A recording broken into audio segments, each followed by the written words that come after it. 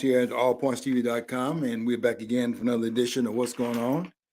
And we're very glad to have you here. And we're going to be here for the next hour as always. And we will hopefully keep you informed, and hopefully we'll be able to keep your attention during that time period. And we'll see what we can do here to accommodate our topic for the day. Topic I wanted to come in and kind of play off of something that occurred last night. I watch a lot of these programs. Whenever you are talking about the Constitution, I like to kind of tune it in to see what other scholars are saying about the document, because we got so many people talking about it, but I'm not so sure we have the people that's talking about it really have. I don't get the impression they've been trained in the area of the Constitution. It seems like a lot of them are talking about it from a legal standpoint, and you can't have legalese as your standard, because legalese is what you have that's legal, but everything that is legal is not constitutional. Everything that's constitutional is legal, but not everything legal is constitutional. It's not quid pro quo, where you can do the reverse, and then that's equally true on both sides of that equation. And so I'm going to try to say a few words here a little bit differently than what I heard last night on this program. And I want to talk about. I guess I'm going to be talking about, in addition to that, this idea of anchor babies and why that will never be the official policy of the United States. Certainly not by the court being able to get away with it, because it contravenes the language in the Constitution, and then nobody worth his salt will ever do that. And I'll tell you why at the end of the program, why that can go on legitimately by any governing body. A parliament cannot do that, and I'll tell you why they can't do it, based on our own history, and then also based upon the problem that creates if you do that. This idea of anchor babies, and the illegal people in the country can have a child, and the and then the child becomes a citizen of the United States by being born here. I just cannot believe that a person will push that and make that, try to make that a standard based upon what language are we pointing to that can verify that to be true. Where would that be found in the Constitution, that you can come here illegally, or you can fly over the space and you have a child, then that child is a citizen of the United States? And I'm gonna try to put together a reasonable argument, a constitutional argument, as to why that cannot happen. And it's something that I don't think these other persons that are talking about it have seen. This is the problem that it creates, and it has a lot to do with our own history, by the way, in terms of going back and seeing what happened when we had a situation when we were breaking away from Great Britain, and they would capture some of the Americans on the high seas, and they would bring about impressment, meaning that you were captured, and therefore they're going to force you into impressment of their services, and why that really was an act of war. If you were not at war and they did that, that's an act of war. If they did that, and that's why I would say, and I'm saying a lot more as if I can speak into the future, but I mean, I don't have a crystal ball here, but I do know what this document requires. And I know that in order for them to get around it, they'd have to get around the document and then just declare, just outright at this point, that the document need not apply, that it really is an exile. It's been canceled. It's been inverted, and really, you talking about exile, you can't exile it more than just simply flagrantly dismissing it as a governing document of the country. And they're already doing that. We already have gotten to the point now where the document has been suborned by the way in which we're handling our business in this country today. We simply are not paying any attention to the document. The law is what they say it is. It has nothing to do with what's written in this document. I don't even hear the people in Washington talking about the document. When I hear them talking, they're talking about what the Supreme Court has said and what the uh, Congress has done and things of that sort. But what is written by the framers, that's like, get out of here with that. Don't even bring that up.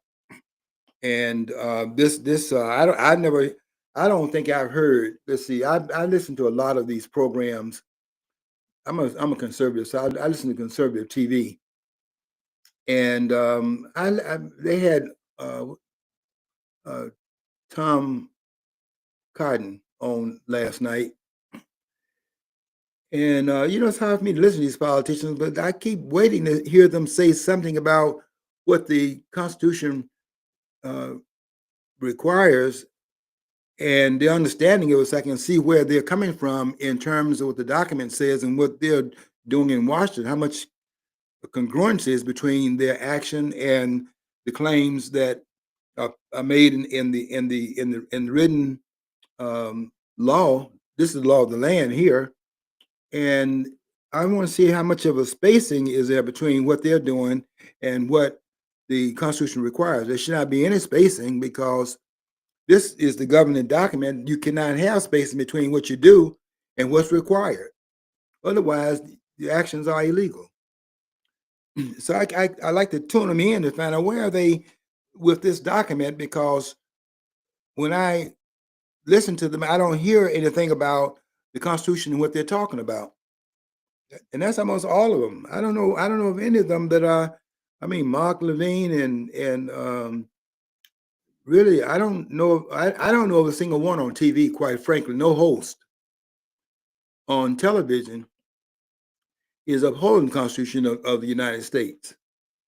I was thinking last night as I was listening to that program that and I'm trying to think what was what were they what was the point that I just couldn't. I was what stunned me most by what I listened to in that program. I'm trying to think what was that point that just pricked my pricked my ear, and I found it so upsetting. What was that really was said last night on that program that was very upsetting?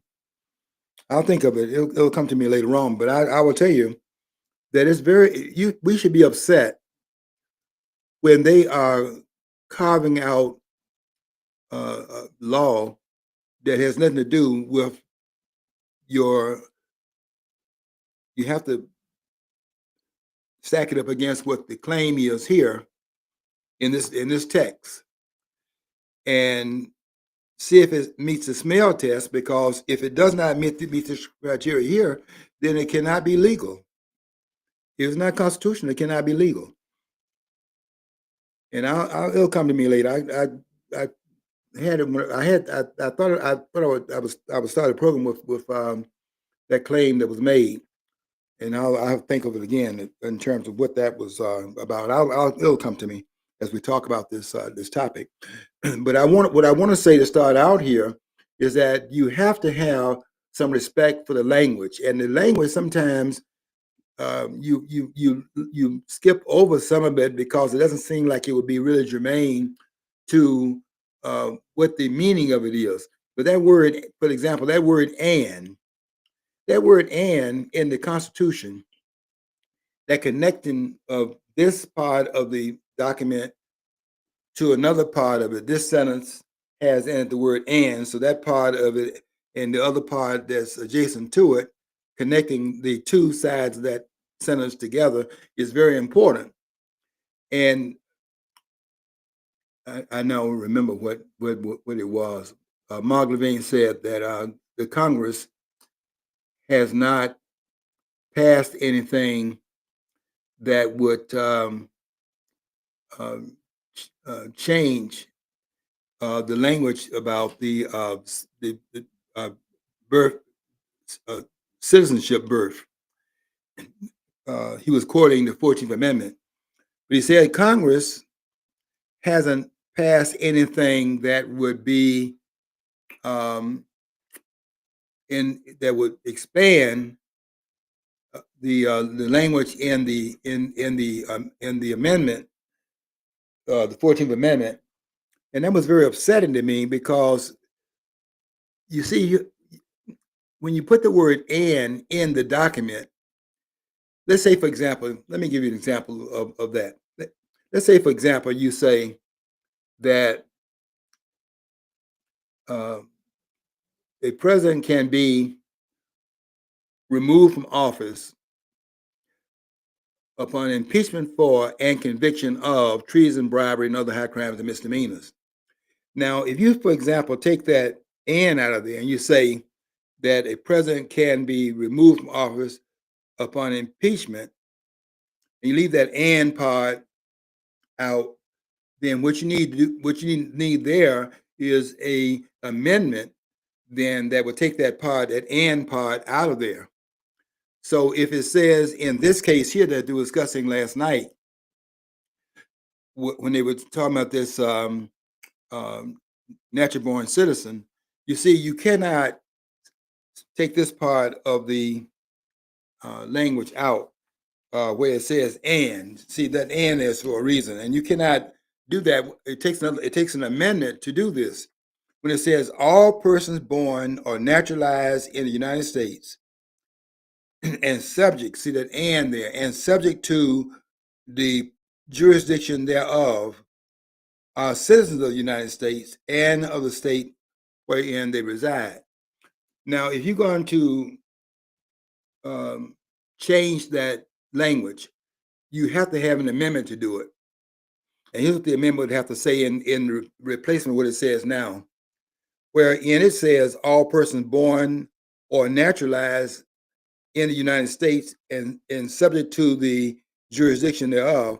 In order for that to be changed, it has to say in an amendment, all persons born and naturalized in the United States are citizens of the United States. You see, that would then abrogate the language as it stands right now. But when you put that "and" in there, you cannot remove that "and" because it's both and is both and inclusive to both sides of that statement. Born or naturalized and subject to the jurisdiction thereof. And that's what was so. I was trying to figure what was so, what was that, why was I so upset with listening to that last night? I was upset about it because they don't understand. You can't have the Congress coming in and rescinding that. You have to have an amendment to do it. The amendment has to say in this case right here, for example, all persons born or naturalized in the United States are citizens of the United States. If you amend it, it can say that then. All persons born and naturalized in the United States are citizens of the United States. But it doesn't say that. It has the word "and" there. And that "and" in there, although it seems like it's not a significant part of that language, the "and" there is that it must accommodate both. You see, naturalized, all citizens born or naturalized in the United States, and subject to the jurisdiction thereof. If you don't have if you, for example, have a person breaking into the country, and that person breaking in, the country here illegally, and they have a child, I'm going to say this. I'm going to go on a limb here and say this. No, this country will never be able to call itself a anything. It cannot be anything other than an international pariah if it said other than what it says right now. You said and of the jurisdiction thereof. The reason why you have to respect that part of the language and why it's put in the Constitution is because if it is not there, and you say, for example, all persons born naturalized in the United States are citizens of the United States, then what you're doing there is that you're kidnapping.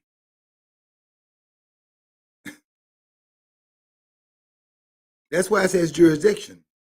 Because if you do what they did when they took Americans off that ship and then impressed them in their own military, that's an act of war. And when they did that, those persons were kidnapped. Now, if you have a child born here to parents that are not citizens, you rob the other country of a citizen of that country. That's an act of war. They don't see it that way. But you have to understand the intent of the language here. Born and naturalized United States. It doesn't stop there and put a period. It says, and subject to the jurisdiction thereof. Because what they're saying here is that your jurisdiction, and it will be that when I go out of the country next month, if I have a problem outside of the in a country not of my birth or naturalization, I've got to, in fact, if I have a problem outside of my country, I have to then go to the embassy of my country, and we got embassies pretty much in all the countries. Not every one of them. I've been in some countries now that don't have an American embassy. I'll be in a country this next month that doesn't have an embassy, but the country that surrounds it does have an embassy. I have to go there in order to make my case. But I have to go to the American embassy to do it. I can't go to the embassy of the country I'm in because they don't have jurisdiction. The jurisdiction is the country that and that's what they're trying to tell this bozo, Boasberg.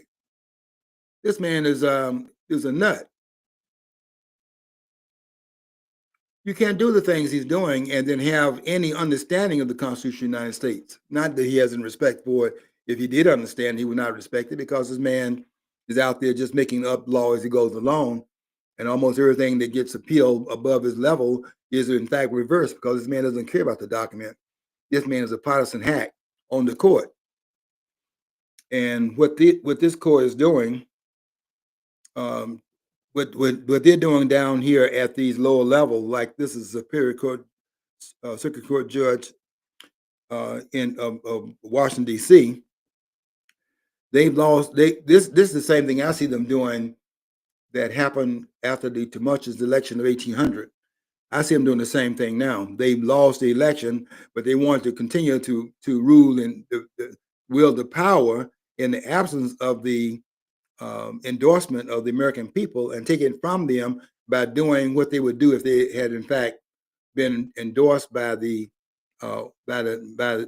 ordinance of the American people. The people vote them in, and here's your policy, that's your mandate. And if you don't have the mandate, then what they tried to do after 1800, they were just as stunned about that election as Tim Watts was when he and Kamala Harris lost the election. They were surprised by it. I don't know why they were surprised. It was very clear what was happening in that election, but they want to rule whether they win or not. And so when they don't win the election, then they pass it off to that part of the governing body inside that party that doesn't have to have the endorsement of the American people, and that would be the ones that are in fact these judges on these different levels of the federal court. And this Boasberg is now making policy so that it would appear the election did not have any impact upon policy because he's making policy in the absence of the people that gave the endorsement to Donald Trump. They're canceling out what Donald Trump is doing, and the man has a mandate. And here are these non-endorsed judges that have not been voted in by a single person, but are appointed by the President of the United States, intercepting the president's verdict. And the man has a mandate from the American people to do what he campaigned on.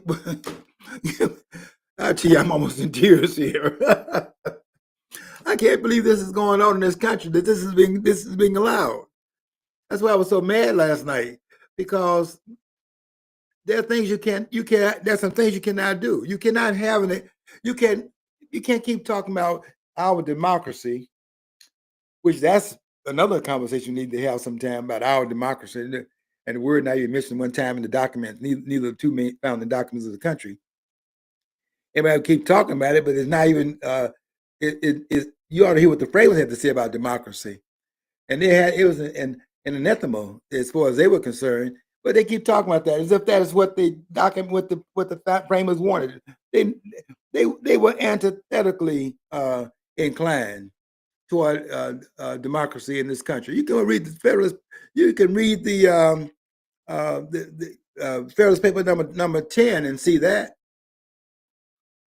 or you can go to the one that's even. I think 10 is good.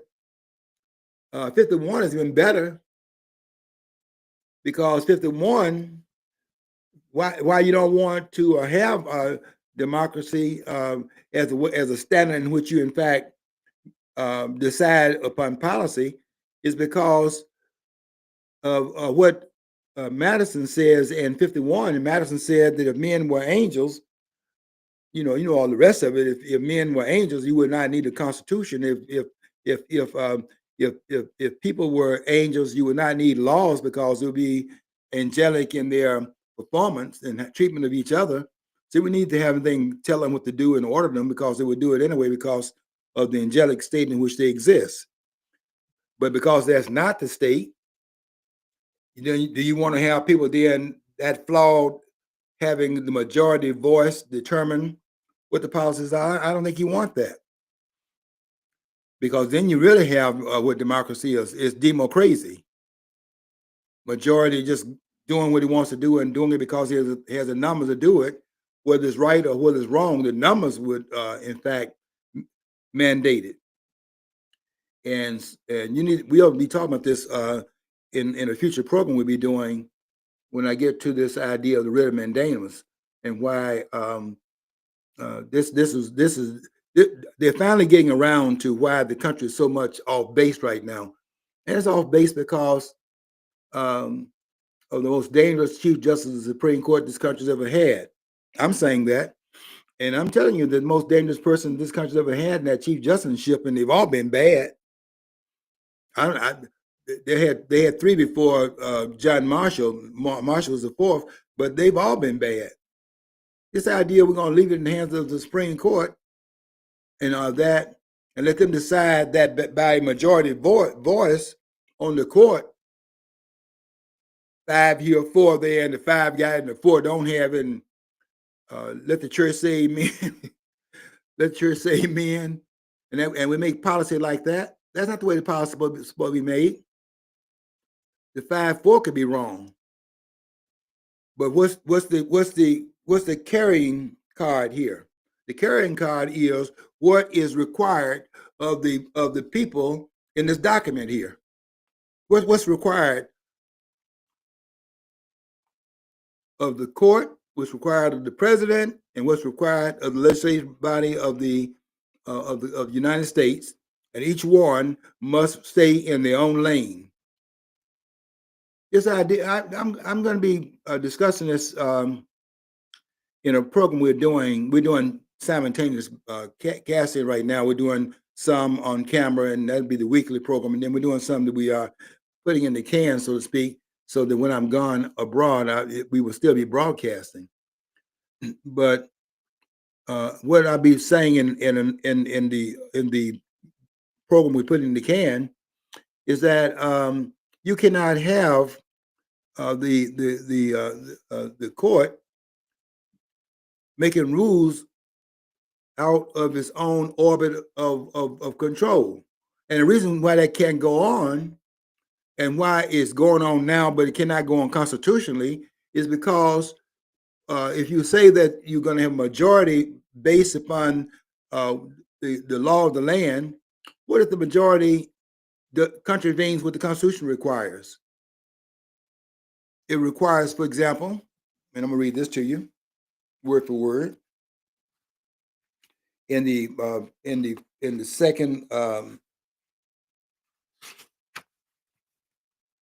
second article, how do you deal with this right here with what they're doing? The second article of the Constitution. Okay, here's what it says about the executive branch. The executive branch, by the way, is the President of the United States. Can you imagine that this man the president is the total head of the executive branch of government, singular. The others have multiple members. This has a singular person at the top of that branch. All the rest of them have multiple members, but you have a single person as the head of the executive branch. And you have these multiple members. The Supreme Court with 9, that's about point something 05% of the judiciary in the Supreme Court, and they're overriding the president's verdict.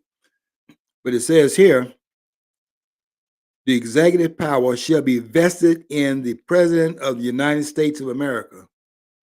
That's the executive power. The executive power is in the executive branch of the federal government.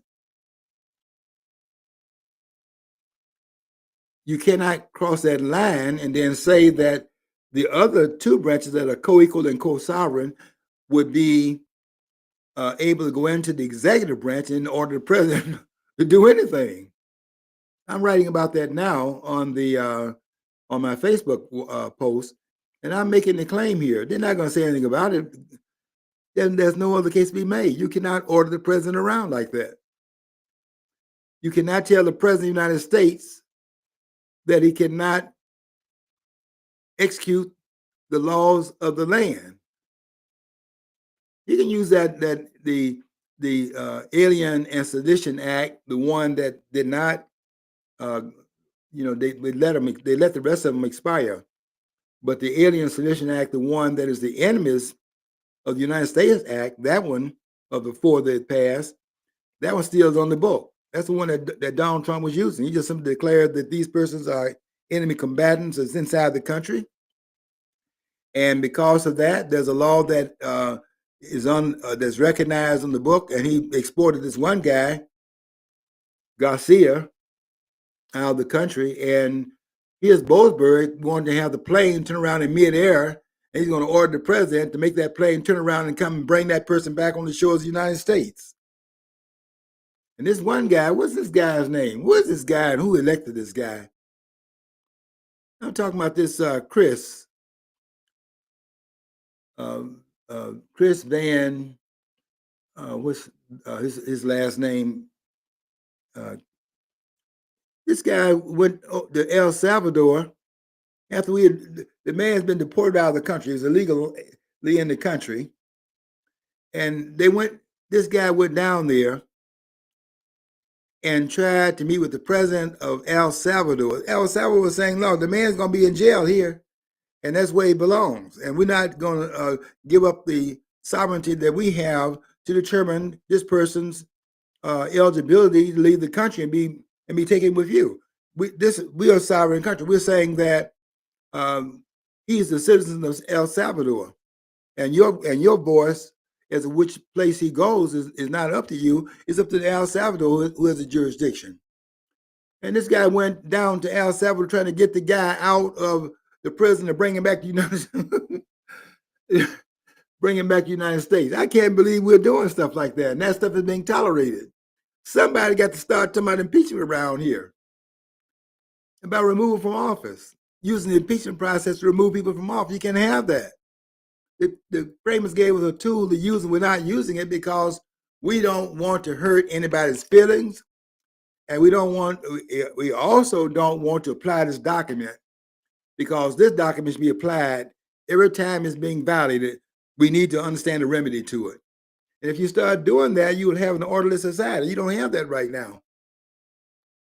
They keep saying that people keep telling me offline that what I'm advocating is chaos. No, I'm not advocating chaos. You have chaos right now. This is chaos. But you have, if you have the president having to subject himself to the ordinance of the court, then does the court then have the right to give the State of the Union address? Does the court have the right to determine what the president will commit to in his inaugural address? Does it go to that level where they can tell him what to say? And where in the oath of office does the president have an oath of office that gives him the authority of the court to, because of this oath of office, to pledge that he will in fact honor the verdicts of the Supreme Court. Is that the pledge of the oath of office? Is there anything in the oath of office that talks about the president having to uphold anything the court says?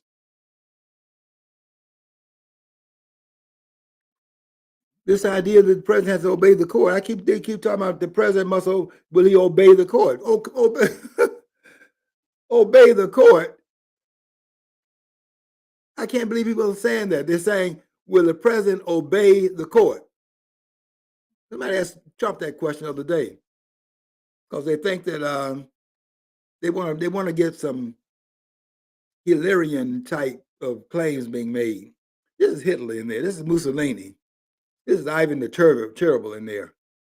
And this guy won't follow the law. This man is an outlaw, and they're trying to push it so that that plays before the public to discredit Trump, because he's on a mission to alter some things in Washington, the way Washington's been handling his business, and they're shutting some of that stuff down. He and Elon Musk are making a dent in business as usual in Washington, and they're not maintaining the status quo, and they don't like that because the hog feed in Washington has been stopped, and they want that. Get out of here with that accountability. Where'd that come from?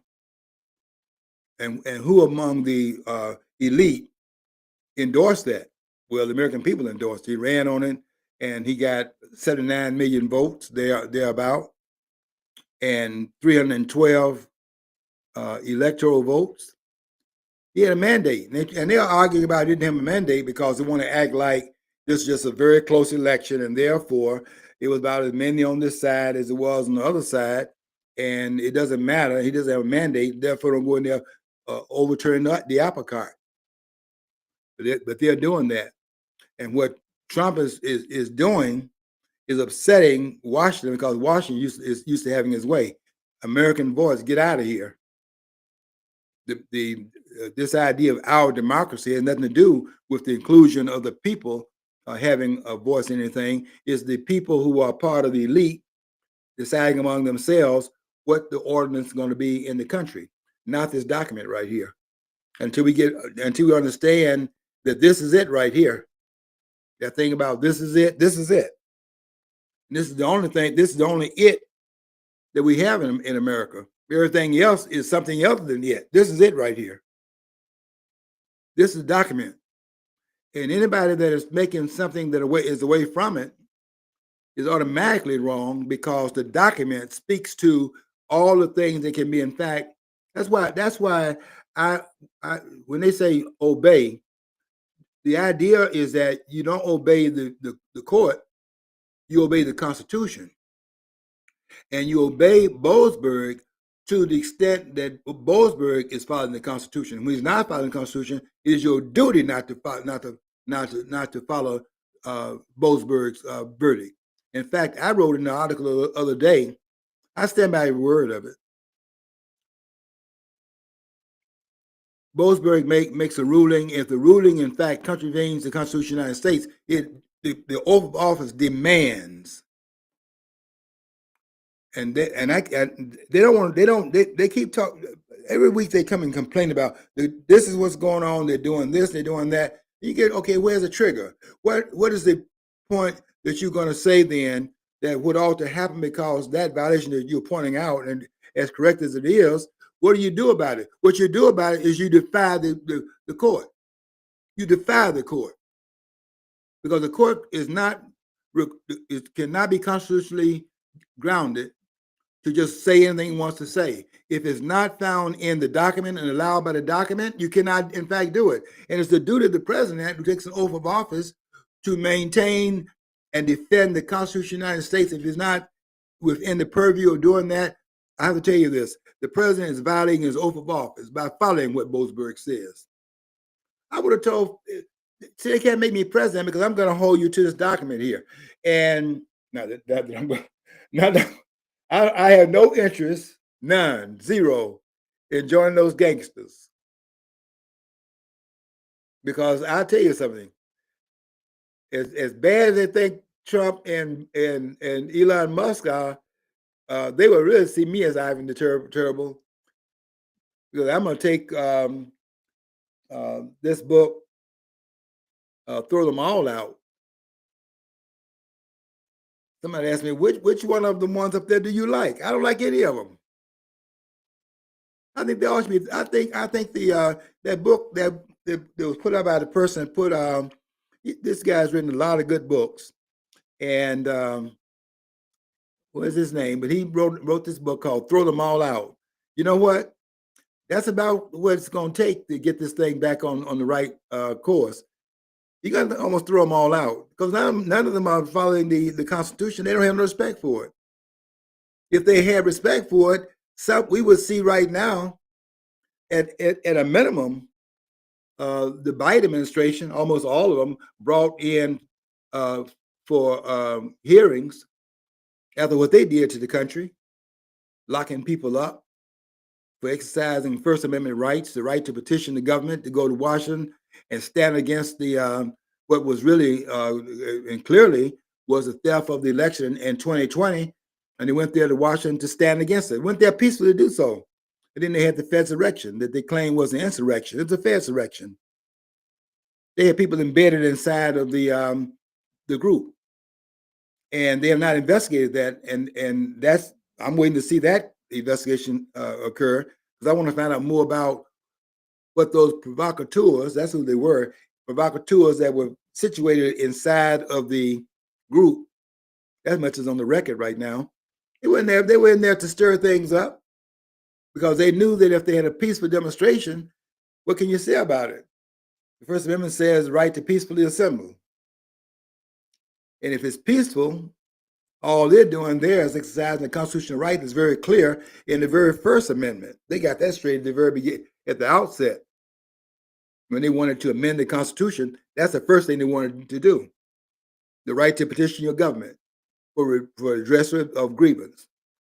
And so they made sure that was in there. And then the freedom of speech, the freedom of press, things that would in fact expand, liberty, not by majority voice, but to guarantee that this is the way it's going to be. You have to mandate that.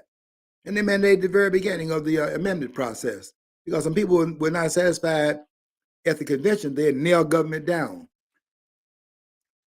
You see, if I get in there, not here I'm saying get in there as if I have an ambition to get in there. I have no ambition to join those gangsters. In fact, I almost, when Tom Cotton was on there last night, when I see a politician on there on TV, I pretty much, if I have it taped, I bypass that part. There's nothing that a politician can say that I want to hear, quite frankly. I think they're all gangsters. I don't think any of them are not Cruz. I think when Ron Paul left Congress, I think that he took the Constitution with him. He packed it, put it in his back pocket, and walked out with it. And it has not been seen since. I don't hear any of them referring to it. You listen to them in these committees and see if they ever quote, by this document that says this, then this is what must. I never hear them saying this must happen because here's what the language calls for. I don't hear that conversation, and I don't miss a lot because when they're on there talking about this document, I try to tune it in. If I don't listen to anything else that goes on, I try to make sure I tune that part in. I tape that. If I hear them talking about the Constitution, I tape it. And I just don't hear. I'm not hearing rule of law is important. The Constitution must be respected. I don't hear that in their tone or in their words. They show me they have any respect for the framers of this country, and that to me is a travesty. Nobody refers back to the Federalist arguments that were being made at the convention. Nobody's talking about. I don't hear anybody talking about James. I don't hear James Madison's name mentioned. Alexander Hamilton's name. They make a play, but they don't mention. You don't hear them talking about Alexander Hamilton, as much of a status as he was. I mean, he was a genius at the convention. I'm not a Hamiltonian fan, but I have to give him credit for his prowess because he was brilliant. But I think that he was too connected to the idea of he was more monarch himself. And that's the argument they were having back there at the time when they had the Federalist set up and the anti-Federalist set up to counteract what they were doing because these big government figures, Alexander Hamilton was a big government figure, and then what the language didn't say, he's going to imply that there's an implication behind the language. He's the one who created this idea of implied language in the Constitution, and that doesn't fly with me either. The Constitution says what it says, and if it doesn't, see, look, here's the problem: if you scholars, if you tell me that the document has implied powers in it, then that means then the Constitution doesn't speak for itself, but those who are saying the implications of it, X, Y, and Z, they're speaking. It's not the Constitution speaking; it's a person speaking in front of the Constitution and telling us what the Constitution meant to say that it did not say. If it doesn't say it in words and things like that, don't tell me what it implies. That's your understanding of it. What's the language say? This idea that it implies nothing.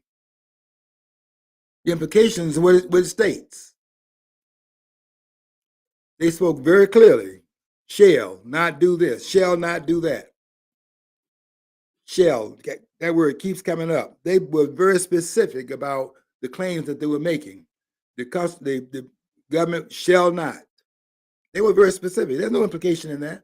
The language is, what's implied is, don't do it. Can't be more explicit than shall not. Because it's setting up parameters of government behavior because they want to corral government because they understand what will happen if you don't do it. And we see what happens if you don't do it because look what we have right now.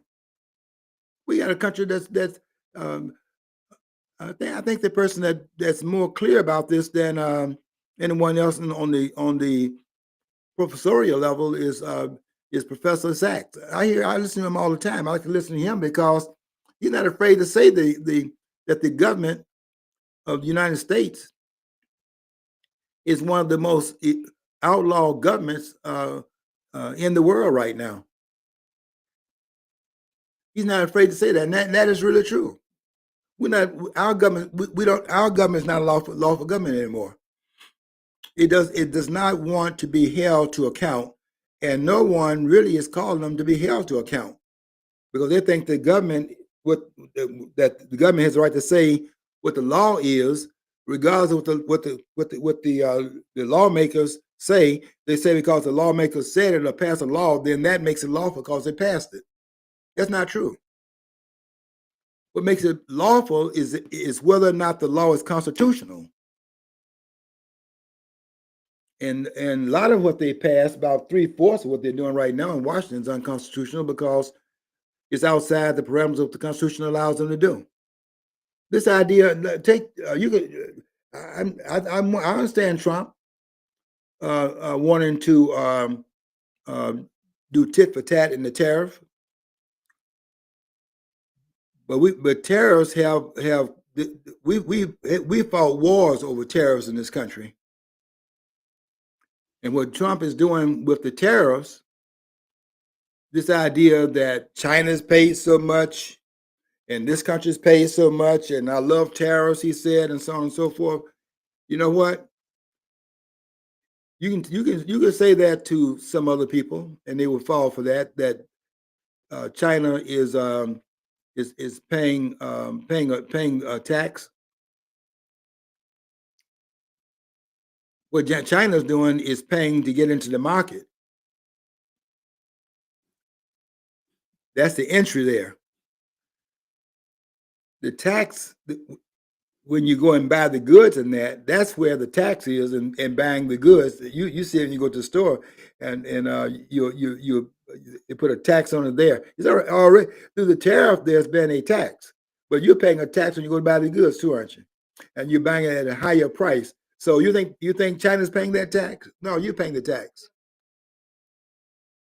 Yeah, see, a lot of people think that's like they're so satisfied about that. It's like either way, you're going to pay. If you're the consumer, you're going to be paying for it. They just tack it on. So I mean, but I think tariffs should be the way we raise funds for the government to run the government, and we should scale back considerably, especially the foreign aid. I mean, it's ridiculous what we give. So I mean, but it's good. No, either way, it's going to be is basically you have a hidden tax or you're going to pay it up front. That's all it is. But ultimately, the consumer pays for They it. I they don't see they, any they, way around it. they love to hide because nobody likes paying taxes because you work for the money and that's your money and you don't want to give it away because you know the sweat equity you put in to make it.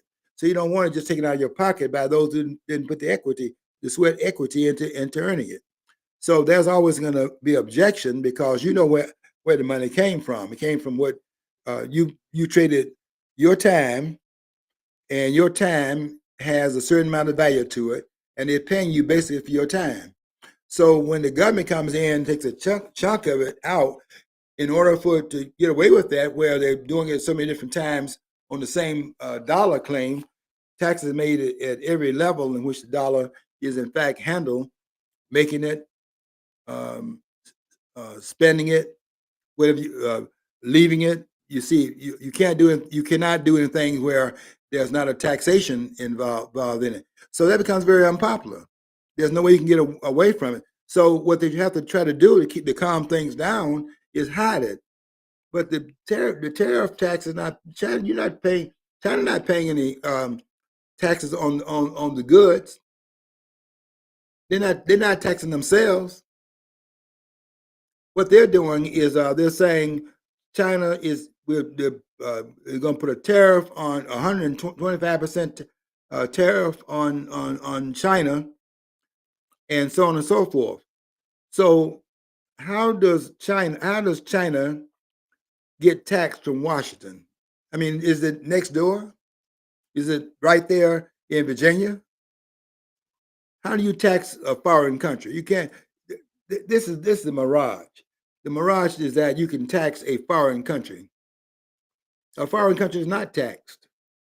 The American people are taxed. That's why Walter Williams and other economists were saying that just because, and I don't necessarily agree with this part of it, but this is what they said, that because China, for example, will put um, a, a tax on the imports into their country, we put a tariff on the imports into our country, so they're punishing uh, their people, so therefore we decided to punish our people because that's where the tax is going to fall on the shoulders of the taxpayers, and so this idea that China is being taxed, they pay a tax to get into the market, but then when they get into the market, they're selling those goods at a higher rate, and all that money that they paid went around in a circle back into the coffers of the Chinese and that came into the market, and they're getting the money out of it through a backdoor approach. And that little game is what the South was talking about to the North. That this circular taxation that you have through a tariff, that's nothing other than the South paying for the prosperity that we have in the North by the taxation policy that affects the South as the exporting part of the economy.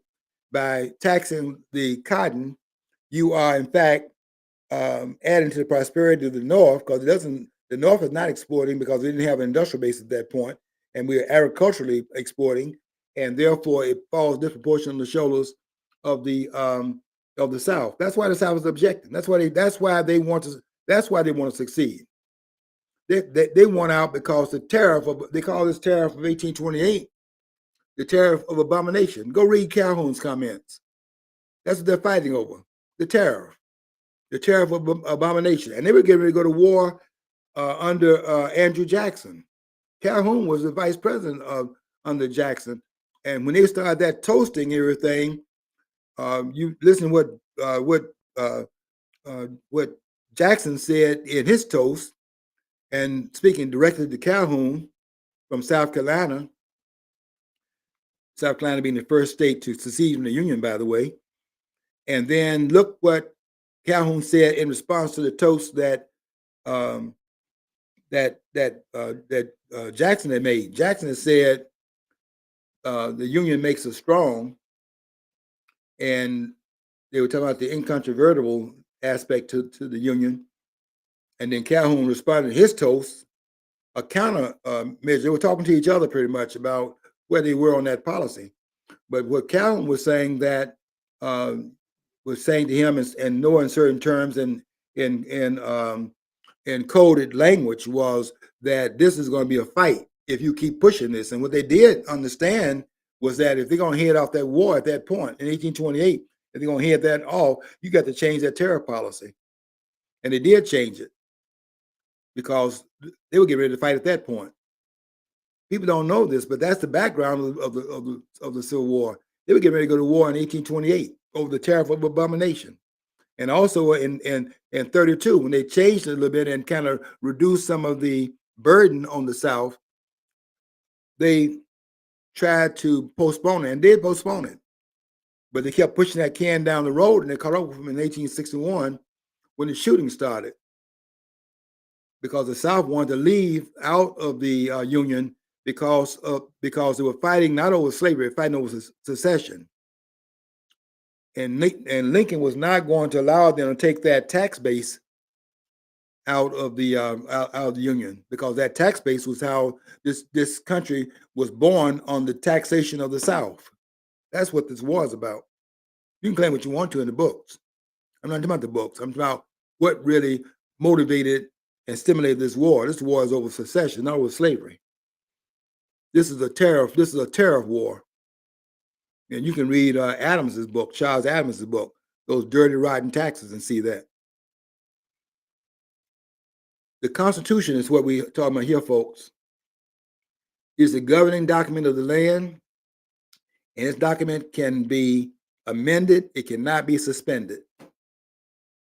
And that "and" in this document, that "and" is a very powerful word, because that "and" in there connects up the two different sides of a proposition that makes it whole. And it says here, I'm gonna read. Let me read. This is one everybody talks about. Let me read this one here. This would be. Let's see. This would be Article 2. And do I want to do, is Article 2 better to do that on Article 2, or would it be better to do it? Let's do Article 1 section. Let's do Article 2, Article 2, Section 4. And listen to that "and" in here. And let me see what you'd have to do in order to make this whole. Okay, Article 2, Section 4. The "and" is found there. Okay, now here's the "and" here. The President, Vice President, and all civil officers of the United States shall be removed from office on impeachment for and conviction of. Now, if to do what they're saying, a lot of these scholars are saying is that, and I hear listen to them, so they really think that you can be removed from office for impeachment. Now, in order to make that true, if that were to be the case, they'd have to take out everything that happens after "and." And it would read this way, otherwise, we'll say, the President, Vice President, and all civil officers of the United States shall be removed from office upon impeachment. But see, that "and" there establishes another condition, so that it becomes whole with this other language on the other side of that "and." It also takes conviction. They think they think it's impeachment. You can be removed from office based upon impeachment. You can impeach the president.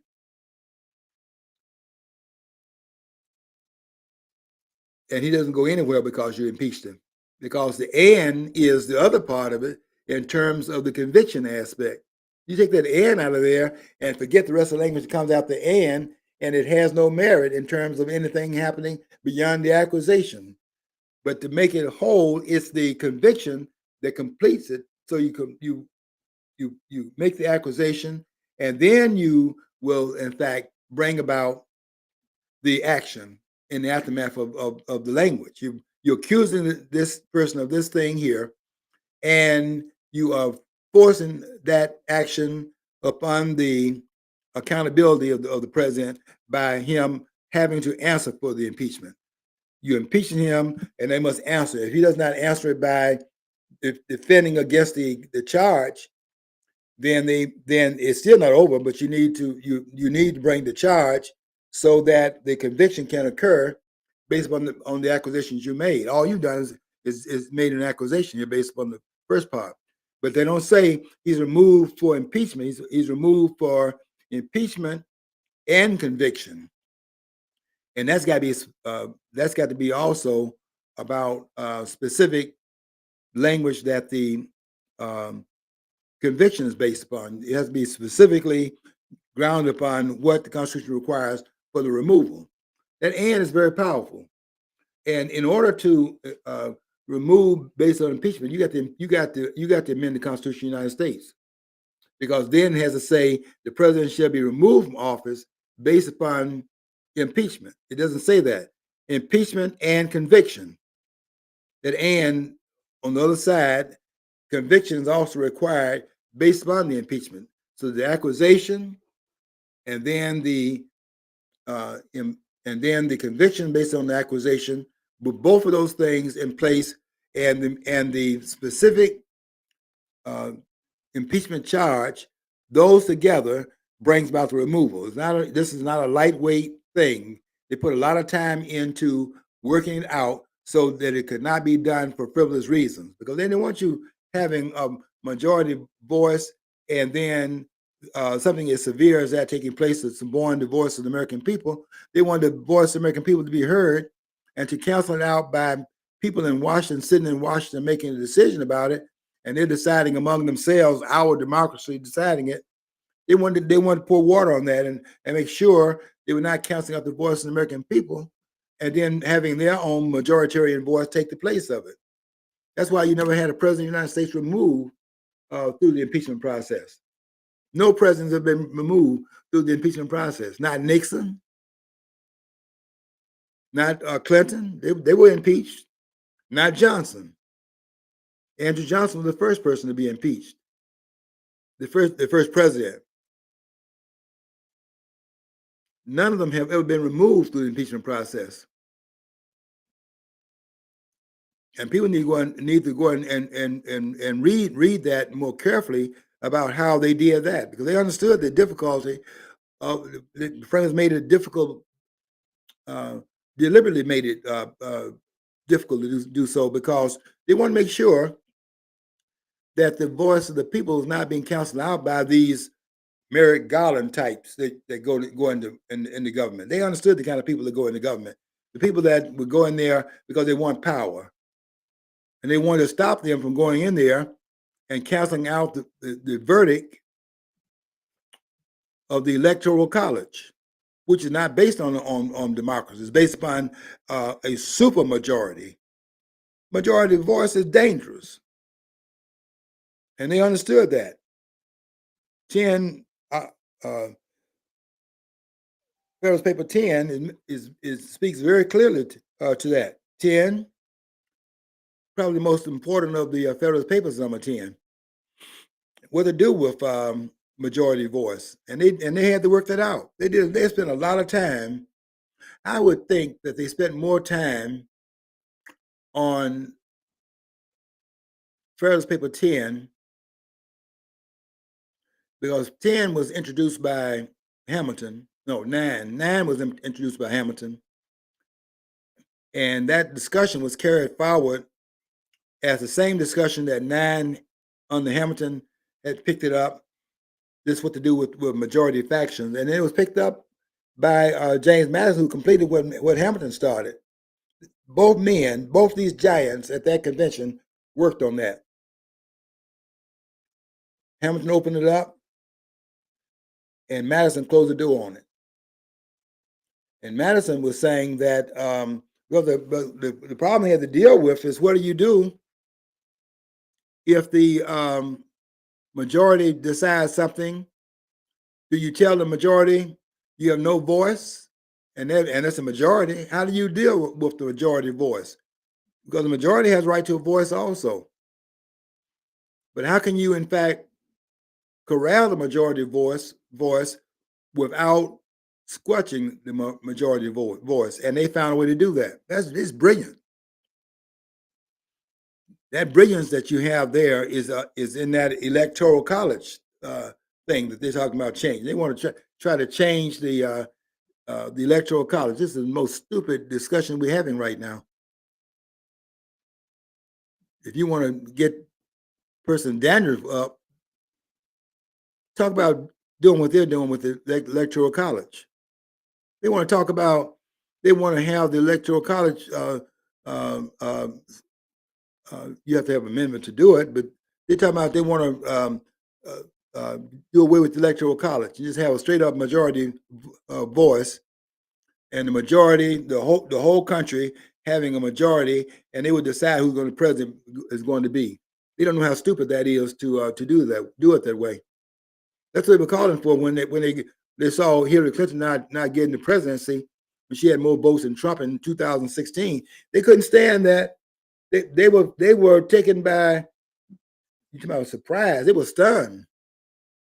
They were so assured that Hillary Clinton was a shoo-in. This guy's running as a one-day wonder. He had never been held in office before. That never happened before in America's history. Why would they, in fact, fear Trump? They were laughing at him. They were laughing at him until November the 8th. And then on that day, up until about 10 o'clock that night, when they saw that blue wall was being penetrated, they stopped laughing. And you go back and look at it now, and they look at how they were looking around 10 o'clock. They saw this man, they penetrated that blue wall. And they were laughing up to that point. In fact, they stopped reporting on what the numbers were in some of these states that were supposed to have been in Hillary Clinton's corner. They stopped reporting on that and went to some other things and went to states that she was winning. They thought she was winning the election by the popular vote. They stopped looking at where that wall was being penetrated. But when it was no longer denied, they had to admit that reporting was false. And by 2 o'clock that morning, she had to come down. She had sent her messenger down there to tell those persons that was in her headquarters to go home. She would not be making a statement that night. And what they were doing behind those closed doors was working out how are they going to, in fact, do anything at this late date, because the die had been cast and they had no preparation for it. That's why it took so long for them to come down there and make the concession. He was so stunned by it. I can understand her being stunned. I can't understand what Tim was talking about. I can't understand what he's talking about, because that should not have been a shock. We saw what was happening this election in 2024. We saw what was happening there. There was no doubt about the outcome of the election. Trump was saying it, and Trump was saying it in order to get in front of the particulars behind closed doors. He was saying out front, we're leading by a lot. He kept saying that. So as a plant in the public mind that they're leading by a lot, and if that did not happen, those that had other things they had decided was going to happen, they had some other things that they intended to do. Trump kept coming up and saying, we're leading by a lot. And he kept saying that as a way of signaling. They talk to each other cryptically. And he was saying to the power brokers that this machinery had to stay his hand. And they had to stay their hand. They did not intend to have Trump win in 2024. They had no other choice in the matter, because he was showing that his numbers were such. I saw it. I went to Las Vegas and saw it. I said when I came back, this thing is over. But they were going to make the majority. They're going to take that voice out of the hands of the American people, and it was going to be their voice that was going to decide the election. But they could not do it. And that's what Trump was saying later on. He's saying it was too big to rig. It was too big to rig. The man got 79 million votes. Every year, his vote total has gone up, went up 12 million in 2020. He got 75 million votes in 2020. He got 63 million in 2016. He got 12 million more votes than that 4 years later. Incumbent votes went up. When are you seeing that? Incumbent's vote goes up, where he get more votes than he got when he was not the incumbent. But an incumbent president has a record, and he's running stronger that way. Well, anyway, the frame was put in place certain things that make it hard to cancel out the voice of the American people, but they made the voice of the American people bigger voice than just a majority vote too. That's an ingenious plan, not to have majority voice, but they have to have the majority made up of enough people in the minority population so that the two together have to speak to what the country's direction is going to be. The minority voice must be heard also, because it takes a minority voice and a majority voice combined to bring about who the leader is going to be. And that's where those small states and those large states come in. And so it's a brilliant design, absolutely brilliant. But that and in that the and in this document, when you see and in that document, look on the other side and see what is saying here that tempers the first part of the claim that's made there. It says there, a person born or naturalized, whether you're a citizen by birth, by soil, or by blood. On the other side of it says and it says and subject to the jurisdiction thereof, because what you would have otherwise is that if it's not about the jurisdiction, then what you've done here is kidnap the citizens of another country. And the reason why that's serious is because you're messing with a taxpayer. You're stealing the taxpayers from that country, because the country has a property interest in that person. This idea of the rights and all, you can say all that stuff, but this is about the fact you're taking out of the tax base of a country one of his members, one of his tax members, and you're placing them somewhere else, and that's a non-starter. John, we'll run out of time here. So the and part in the document connects up the two things, this side and that side, the two sides of the requirement, and both must be met. And the change in the terms in that you must repeal it so that and is taken out and it speaks on the other side only, and then that would be the going rate. Without the amendment to the Constitution, is they're saying that you can have this and Congress can alter it. It cannot be altered. You have to have an amendment that would do that. And the amendment right now, the Constitution right now, without it being amended, it requires you to have both things satisfied for that to, in fact, to be the rate. If the child is born here in the United States and he is not, and the person who brought him here is not a citizen, they cannot pass it on to the child, because the child is a property, ownership of that citizenship is in the country. And that's what this guy that went over trying to get the guy to El Salvador found out when he went down there. The president of that country told him, that's ours. This person is ours. And you have nothing to say about it. And that's what he's speaking to right now and how it works. Okay. Long-winded, but that's the policy. You cannot drop a child here based upon the land, and your parents are not citizen. You cannot do that because the jurisdiction doesn't change by the geography. That's what that's what this crazy guy went down there and found out. Okay, got to get out of here. Till next week, I want you to follow your dream. If you don't follow your dream, you'll never know what's on the other side of the rainbow.